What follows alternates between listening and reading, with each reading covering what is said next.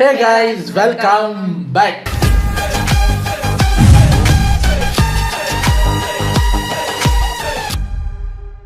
இன்னைக்கு நம்ம மொண்டி ஷோவில் இருந்து ஒரு வீடியோ நிறையா பேர் அதை பண்ணுங்கன்னு சொல்லியிருந்தீங்க. அதுக்கு தான் நம்ம ஒரு ரியாக்ஷனை போட போகிறோம்.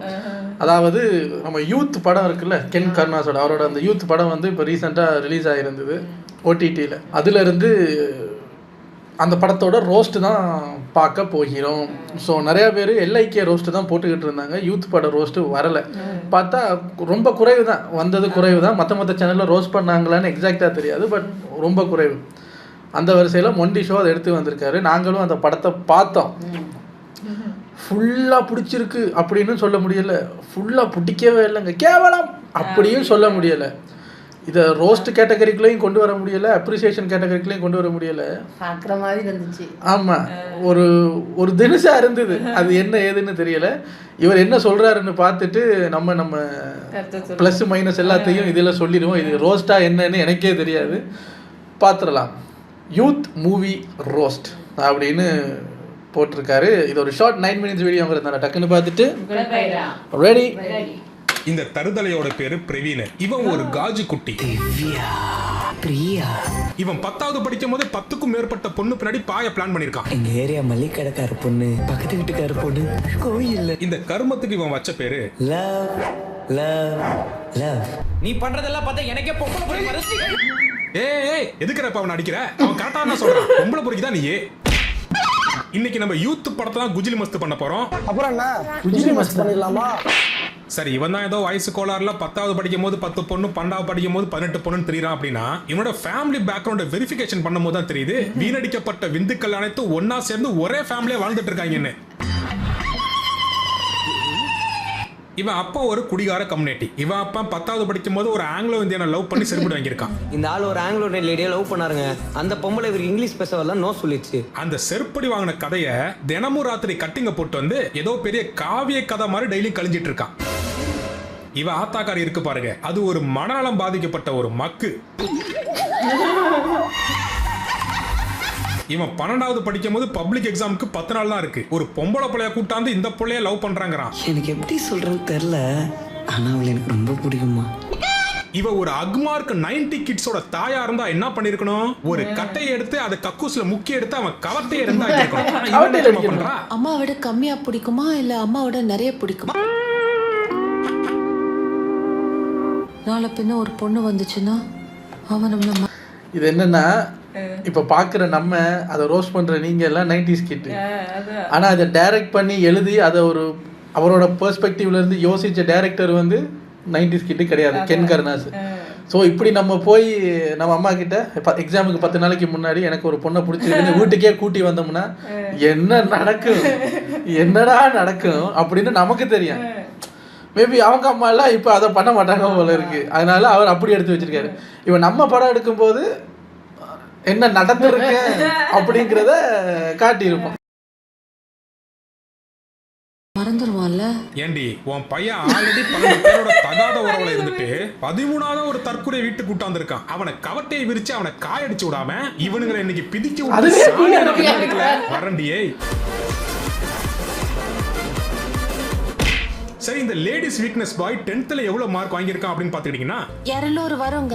இப்படி ஒரு மக்கு தற்கொலையை வச்சுட்டு அந்த தாய் என்ன தெரியுமா சொல்றா? டேய் நீ ஐஏஎஸ்டா. ஐயோ மேடம், உங்க பையன் 200 மார்க் வாங்கியிருக்கான். இந்த மார்க்கை வச்சு தமிழ்நாடு CM ஆகலாமே. சரி போய் தொலை, காக்கைக்கு தன் குஞ்சு பொன் குஞ்சு அப்படிதானே இந்த பொம்பளை பொறுக்கும் உனக்கு. எங்க நான் சொல்லிட்டேன் ஸ்டார்டிங்கில் கவட்டையில் அடிக்கிறத காக்கைக்கு தன் குஞ்சு பொன் குஞ்சுன்னு. நீங்கள் ஒரு விஷயத்திலே குறியா இருக்கீங்க, அதை விட்டு வெளியே வாங்க, அப்போ தான் ரோஸ்ட் பண்ண முடியும். Chapter 1 கருணாஸ் மவனும் கன்றாவி காதல் கதையும். இவனோட ஃபர்ஸ்ட் லவ் ஸ்டோரி ஒரு அவுட்ஸ்டாண்டிங் லவ் ஸ்டோரிங்க. ஏன்னா இந்த தத்திங்க ரெண்டும் பனிஷ்மெண்ட் வாங்கிட்டு அவுட்ஸ்டாண்டிங்ல நிக்கும் போது தான் இதுங்க 2 பேருக்குள்ள காதோல் ஸ்டார்ட் ஆகுது.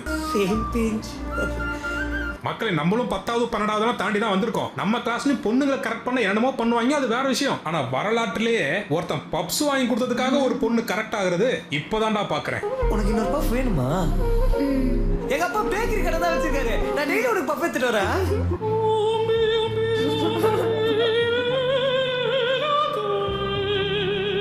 30 ரூபா பப்ஸ் கொடுத்தே உன்னை ஒருத்தன் கரெக்ட் பண்றான்னா உனக்கு மூளை இன்னும் முழுசா வளரலன்னு நினைக்கிறேன். ஒரே ஒரு வாட்டி ஐ லவ் யூ சொல்லு. யாருமே எனக்கு சொன்னதே இல்ல பிரேஷ்கா. டேய் யாரு உனக்கு லவ் யூ சொன்னதுல காரணம் உனக்கு ஒரு பொண்ணு லவ் யூ சொல்லுமாடா? ஓடுறா கோமியா குடிக்கி. கோமியம் குடிக்கி தானே வரும். இது என்ன கோமியம் குடிக்க புதுசா இருக்கு. படம் பார்த்ததுல ஐயாக்கு ஏதோ ஆயிருச்சு. சிலுக்கு மாதிரி இருப்பானா? இல்ல அது சிரிச்சா அழகா தான் இருக்காரு. 1 வீக் நான் ஊருக்கு போறேன் பிரவீன். ஊருக்கா? இங்கதான் சாப்டர் 2 ஆரம்பிக்குது. ஊதாரி பிரவீனும் உல்லாச வாழ்க்கையும். பிரவீன் யாருமா நீ? வெட்னஸ்டே ஆடம்ஸோட தங்கச்சி மாதிரி இருக்க. அப்படியா இருக்கு. இந்த சனியம் பேரு சோனலுங்க. பிரேஷிகாவை கொடைக்கானலுக்கு அனுப்பிட்டு இந்த சோனலோட இப்ப புல்லாங்குழல் ஊதுறான். இந்த பொண்ணு எப்படி கரெக்ட் ஆச்சுன்னா நம்மளாலதான் பெரிய மன்மத குஞ்சாச்சே. அழகுல மயங்கிட்டாங்களாமா. ஃபேஸ்புக் டிபியை விட நெல்ல ரொம்ப ஸ்மார்ட்டா இருக்கேன். நானும் தான்டா ஸ்கூல்ல படிச்சேன். என்னெல்லாம் சோனல் இல்ல ஜன்னல் வழியா கூட ஒரு பொண்ணு எட்டி பார்க்கடா. வவுறு எரியுதுடா. தம்பி வாளு பிரேஷிகா என்ன ஊருக்கு போனோன்னு மறந்துட்டியா? இவன் ஒரு ரியல் லைஃப். அதுக்கு ஒரு ரீசன் சொல்லுவாரு பாருங்க. அங்கதான் டைரக்டர் நிக்கிறாரு. உன் ஆளு பிரேஷிகா ஊருக்கு போனதை மறந்துட்டியா? சோனல் கூட சுத்திக்கிட்டு இருக்க. இன்னொன்னு அவருக்கு கோவம் வந்துடும். இந்த பொம்பளை பொறுக்கின்னு சொன்னதுக்கு கோவம் வந்துடும். ஏய் நான் இன்னும் சோனலுக்கு எஸ் சொல்லல தெரியுமா? நீ நோவும் சொல்லலையே. நோ சொல்ல முடியல. ஏன்னு கேட்டா அதுக்கு ஒரு ரீசன் வச்சிருக்காரு. பிரேஷிகா இருந்தா ஸ்ட்ரைட்டு நோ தானே. பிரேஷிகா அடுத்த வாரம் தானே வரும். அது வரைக்கும் நம்ம எஸ் சொல்லாம இருப்போம். நோவும் சொல்ல வேணாம் எஸ்ஸும் சொல்ல வேணாம் அப்படி இருப்போம். அப்படிங்கிற மாதிரி இருக்காரு. நாய் சேகராவே வாழ்ந்திருக்கான். திரிஷா கிடைக்கலன்னா திவ்யா. இவன் இந்த மாதிரி கேடு கெட்ட வேலையை பார்க்கறதுக்கு அவன் ஒரு ஜஸ்டிபிகேஷனோட கொடுப்பான் பாருங்க அவன் ஃப்ரெண்டு கிட்ட. பொண்ணுங்களே இவ்வளவு கேவலமா பாப்பாளுங்க தெரியுமா? ஆனா இவன் எப்படி பாப்பா தெரியுமா? அவன் பாக்குறது இருக்கட்டும், ஸ்கூலே உன்னை பொம்பளை பொறிக்கா பாக்குதாமே. அப்படியா? பொம்பளை பொறுக்கின்னு பேசிக்கிறாங்க. நான் எத்தனை பொண்ணுங்க பின்னாடி சுத்தி இருப்பேன். ஆனா இப்ப ஏன் பின்னாடி ஒருத்தி சுத்துறாடா. அப்பவே தெரிய வேணாம் ஏமாத்தி கேசுன்னு. அது ஃபேக் ஐடி மாப்பிள்ள. பின்னாடி சுத்துற பொண்ணெல்லாம் பண்றதுக்கு நீ என்ன மார்கழி மாசம் நாயாடா? இவன் சோனலோட சொர்க்கவாசலுக்கு போயிட்டு இருக்க போது பிரேஷிகா பரலோகத்துல இருந்து வந்துட்டான். அவ்வளவுதானா? வேற என்ன? இந்த கருமம் தான் எனக்கு ஸ்கூல் படிக்கும் போது வரல. வந்திருந்தது புடிங்க இருப்ப போடா. ஐயா அங்கிளுக்கு வெறித்தனமா வேட்டையாடி ஒன்றதுல ரொம்ப வெறுப்புங்க ஐயா.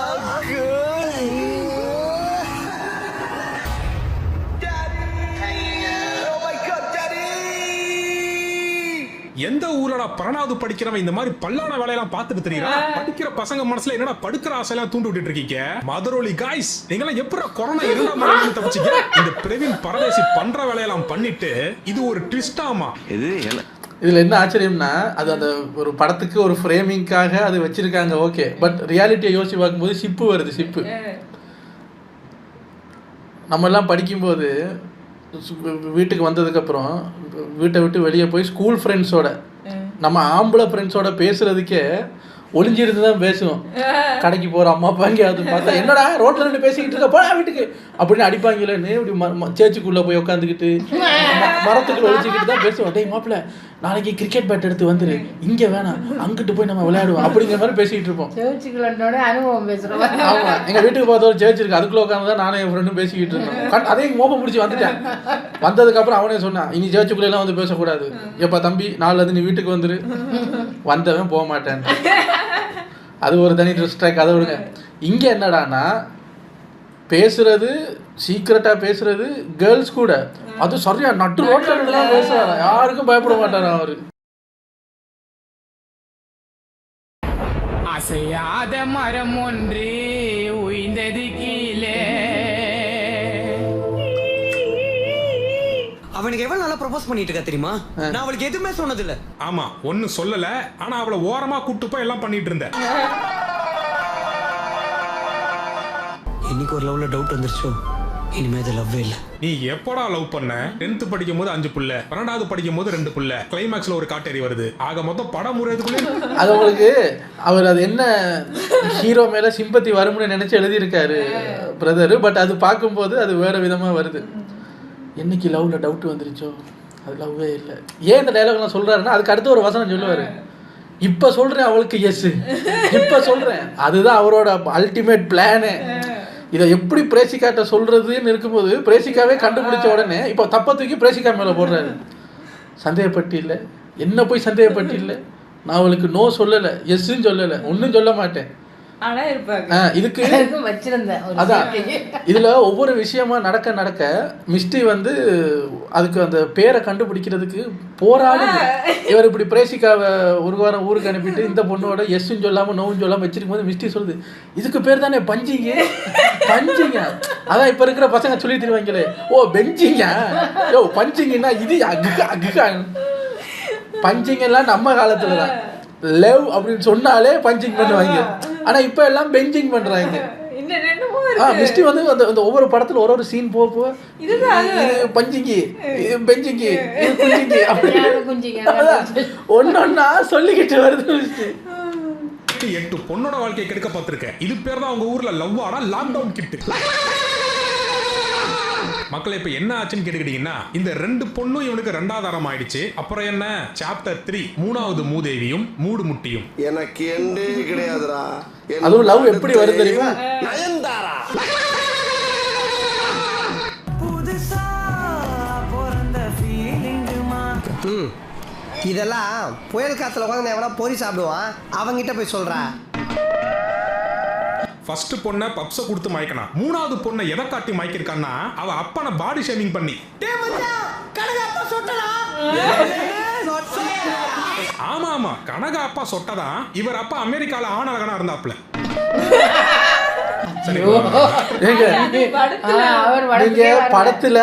படத்துல வர்ற அப்பா ரோஸ்ட் பண்ணிருக்காங்க. இது நீங்க பர்சனலா எடுத்துக்கிட்டு வர்றீங்க. படத்துல இருக்கிறப்பா ரோஸ்ட் பண்ணுங்க, அவரு அந்த ஆங்கிலோ இந்தியன் பின்னால் அடி வாங்கினவர் தானே அப்படி சொல்லுங்கன்னு எதிர்பார்த்தேன். இது தெரியல எனக்கு.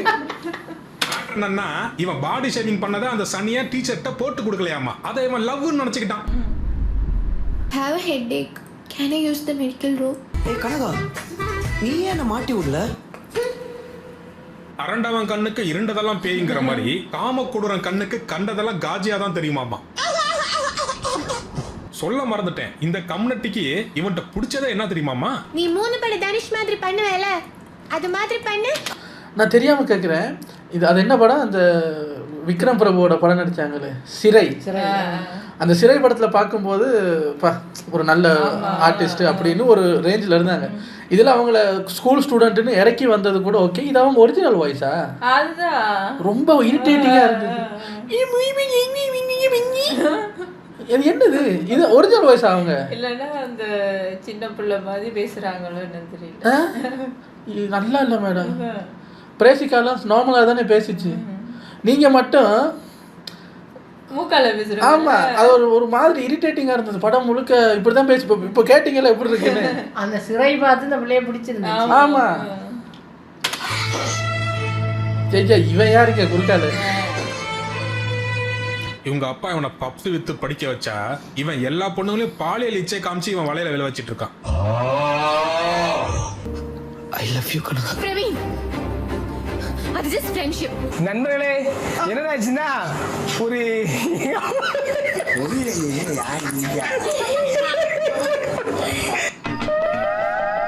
வெளியே தெரியாம வேதனைப்படுப்பா.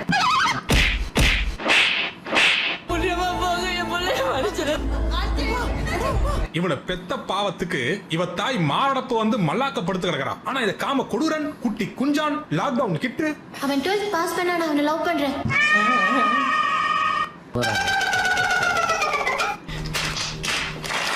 நான் கூட அம்மா மயங்கி விழுந்ததுக்கு அப்புறம் உங்க அப்பா கூட அவனுக்கு எதிரி ஆயிடுவாரு. நீ எது வேணாலும் தண்ணி வேணாலும் என்கிட்ட கேளு, கண்ட நாய்ட்டெல்லாம் கேட்காருன்னு அவங்க அம்மாட்ட சொல்லுவார் மகனை பார்த்து. அப்போ கூட நான் நினச்சேன், ரோசம் வந்து இப்போ பாடுறா கிளம்பியது அப்படின்ட்டு படிக்க போறாருன்னு.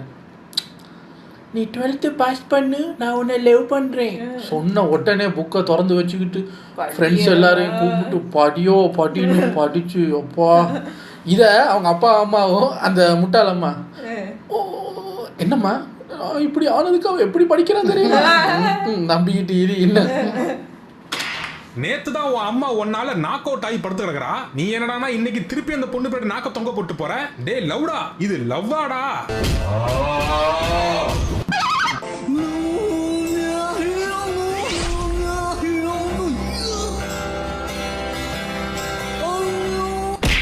மக்கள் இதுல கவனிக்கக்கூடிய விஷயம் என்னன்னா இந்த மக்கு 12th ஒரு சப்ஜெக்ட்ல கூட பாஸ் ஆனது இல்லையாமா. இப்போ 12th ஒரு சப்ஜெக்ட்ல கூட பாஸ் பண்ணது கிடையாது.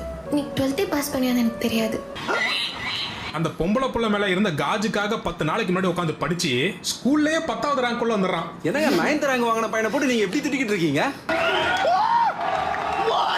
அங்க பாருங்க பேனரை எவ்வளவு மார்க் எடுத்திருக்கான்னு.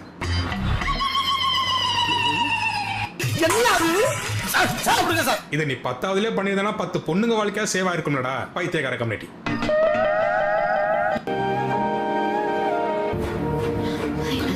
இந்த லவ் வேணா கணக்கா வேணாம்.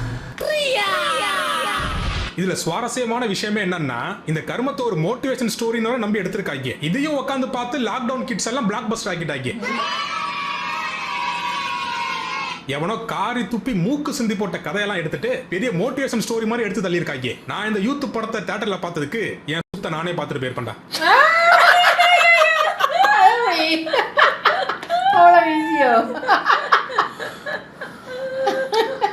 சார் முதல்ல நமக்கு கான்ஃபிடன்ஸ் வேணும். அவ்வளோ கேவலமாவா இருக்கு? என்னதான் இருந்தாலும் நம்மளோட ப்ராப்பர்ட்டி நம்மளே இறக்கி பேசலாமா? நம்மளே சப்போர்ட் பண்ணலைன்னா அப்ப நம்ம ப்ராப்பர்ட்டிக்கு வேற யாரும் சப்போர்ட் பண்ணுவா? என்ன சார் நீங்க இப்போ யூத்துக்கு ஏதாவது ஒன்று ரைமிங்காக பிடிக்கணும். என்னத்தை பிடிக்கிறது? சரி முடிப்பா. ஆக்சுவலி இந்த படத்தில் வந்து அந்த படத்தோட camera work, editing, music GV Prakash, அது இதுன்னு இந்த அந்த கென் கருணாஸோட நடிப்பு, அந்த டான்ஸு, நடிப்பு, ஃபைட்டு எல்லாமே பக்கா. ஆனால் அது அவங்க பேக்கேஜ் பண்ணின அந்த பேக்கேஜிங் இருக்குல்ல, அந்த wrapping பேப்பர், அதுதான் சரியாக வரலை. ஒரு சில பேருக்கு சரியாக வரலை. அதாவது நம்மள மாதிரி ஆக்களுக்கு. இப்போ இருக்கிறவங்க இருக்காங்கல்ல, இந்த பெஞ்சிங்கு பஞ்சிங்கு குஞ்சிங்கு, அவங்களுக்கெல்லாம் வந்து ஆமாங்க அப்படியே எடுத்திருக்காரு பாருங்களேன் அப்படிங்கிற மாதிரி தான் இருக்கு. நம்மெல்லாம் ஸ்கூலுக்கு போனால் எவ்வளோ பயம் வரும் நமக்கு. ஸ்கூலில் டீச்சரை பார்த்தா அதை பார்த்தாலும் இவ்வளோ பயம் வரும். ஆனால் இப்போ வந்து ஸ்கூலெல்லாம் இப்படி தான் இருக்க போல இருக்குது. படத்தில் வரும். நம்ம இப்போ ஸ்கூலுக்கு போய் பார்த்ததில்ல. இப்போ இப்படி தான் இருக்க போல இருக்குது. இப்போ டீச்சர்ஸ் பயப்படுறாங்க ஸ்டூடெண்ட்டை பார்த்து. எங்கே அடித்தா கோவப்பட்டு போகிற வழியில் அடிப்பானோ, சோஷியல் மீடியாவில் போட்டு கிளின்னு கிளிப்பானோ, எதுவும் பண்ணி போடுவானோ அப்படின்னு பயமாக இருக்குது. அப்போ இருந்த டீச்சர்ஸ் எல்லாம் எங்களை கும்பிடணும். நீங்கள் எப்படி பயந்து நடப்போம் உங்களுக்கெல்லாம்.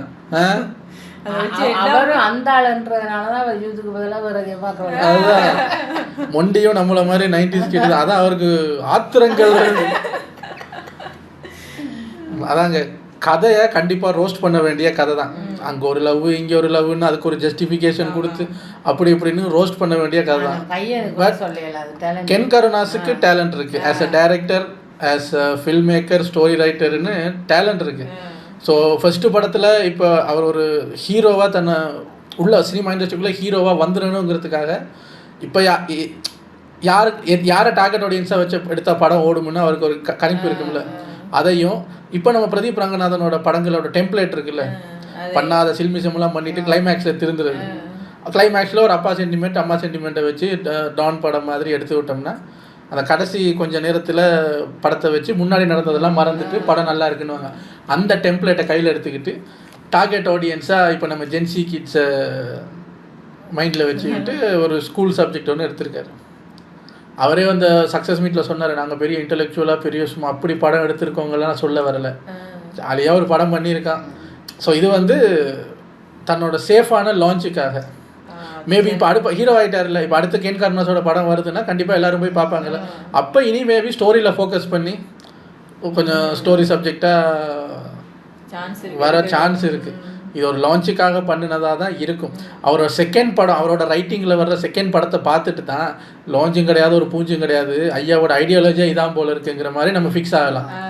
செகண்ட் படத்துலேயும் கிட்டத்தட்ட இதே மாதிரி 7-8 லவ், முரண்பாடான கருத்துக்கள் அப்படி இருந்துச்சுன்னா இதான் அவரோட ஐடியான்னு சொல்லலாம். செகண்ட் படத்தில் சர்ப்ரைஸ் பண்ணிட்டாருன்னா மொதல் படம் ஹீரோ ஆகிறதுக்காக சும்மா அப்படி இப்படி எடுத்தாச்சு, யூத்தை இது பண்ணி எடுத்துட்டேன், இப்போ இனி பாருங்களேன் அப்படிங்கிற மாதிரி வந்தால் தெரியல. ஸோ செகண்ட் படத்தில் தான் நம்ம பார்க்க முடியும். ஆனால் யூத்து பட கதை ரோஸ்ட் பண்ண வேண்டிய கதை தான். மற்றபடி மற்றதெல்லாம் பர்ஃபெக்டாக தான் இருந்தது. நல்ல ஒரு ஹை குவாலிட்டியில் எடுத்திருந்தாங்க படத்தை. அது எல்லாமே சர்ப்ரைஸாக தான் இருந்தது. ஸ்டோரி தான் கொஞ்சம் இடிக்குது. கிச்சக் முச்சக். நமக்கு கழுத்து வலிக்குமுங்க. திரும்பியெல்லாம் பாக்கியெல்லாம் நம்ம யூத்தே பார்த்துக்குவோம். யூத்துக்கு தான் அது விளங்குவோம் நினைக்கிறேன். இந்த வரைக்கும் விளங்கல அது. அதான் நமக்கு கழுத்து வலிக்கும். திரும்பியெல்லாம் பார்க்க முடியாது. கண்ணாடி வச்சாவது நான் முடியாது. அதனால் நம்ம யூத் படத்தையே பார்க்கலாம். உங்களை அடுத்த வீடியோவில் வந்து சந்திக்கிறேன். பாய்.